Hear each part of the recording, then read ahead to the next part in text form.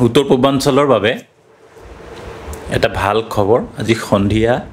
অসম সাহিত্য সভাৰ ভগৱতী প্ৰসাদ বৰুৱা ভৱনলৈ কেইজনমান উদ্যোগী যুৱক যুৱতী আহিল যে তেওঁলোকৰ লগত কথা পাতি মনটো ভৰি গ'ল মান ভাল কাম এটা কৰিবলৈ তেওঁলোক আগবাঢ়িছে অসম সাহিত্য সভাৰ প্ৰধান সম্পাদক হিচাপে মই বৰ আহ্লাদিত হৈছোঁ এইবিলাক কৰ্মই সমাজত স্বীকৃতি পোৱা উচিত মই সেই কথা উপলব্ধি কৰিছোঁ তেখেতসকলে কৰিবলৈ লোৱা কামটো হৈছে শ্ৰব্য মাধ্যমৰ যোগেদি অসমীয়া সাহিত্যৰ সৃষ্টিৰাজি প্ৰচাৰ আৰু প্ৰসাৰ কৰা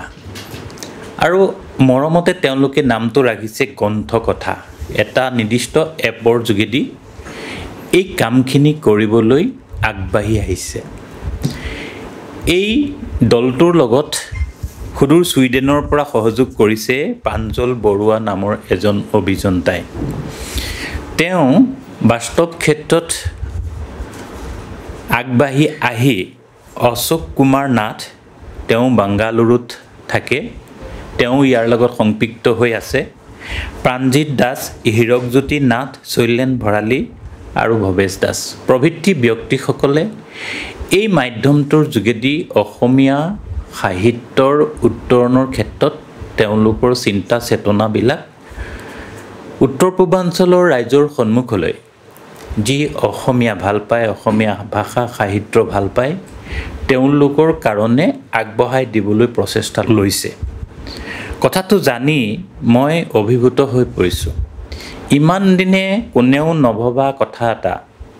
কোনেও নুশুনা কথা এটা তেওঁলোকে কৰিবলৈ আগবাঢ়ি অহাটোৱে আমাৰ অসমীয়া জাতিৰ কাৰণে বৰ গৌৰৱৰ কথা মই উদীয়মান এই যুৱক যুৱতী সকলোকে শুভেচ্ছা জনাইছোঁ আৰু আশা কৰিছোঁ তেওঁলোকৰ চিন্তা চেতনাই অসমীয়া ভাষা সাহিত্য উত্তৰণৰ ক্ষেত্ৰত আগন্তুক দিনসমূহত সুদূৰ প্ৰসাৰী প্ৰভাৱ পেলাব মই এই কথাটো ক'বলৈ ভাল পাম যে মই বক্তব্যটো আগবঢ়োৱাৰ পূৰ্বে মোক সেই মাধ্যমৰ যোগেদি কেইখনমান গ্ৰন্থৰ পাঠ শুনাই দিয়া হ'ল ইমান সুন্দৰভাৱে পাঠ কৰা হৈছে কোনো শ্ৰোতাই গল্পটো শেষ নোহোৱাকৈ তেওঁ উঠি যাব নোৱাৰিব কোনোবাই পঢ়িবলৈ এলাহ কৰিলেও শুনিবলৈ এলাহ তেওঁলোকে নকৰিব সুন্দৰ হৈছে পাঠ গল্প পাঠৰ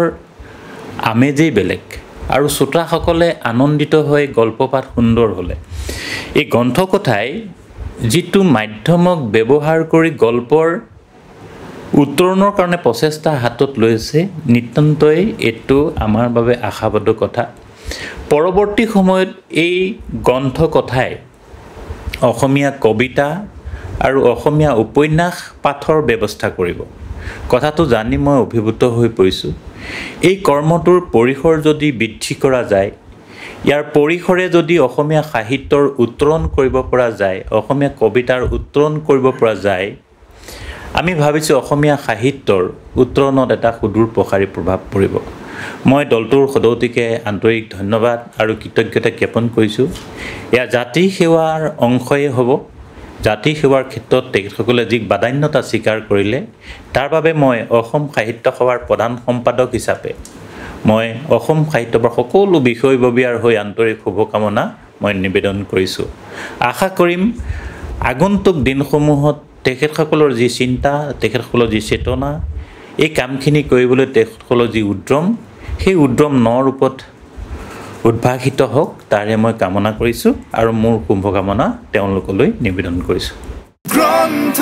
কথা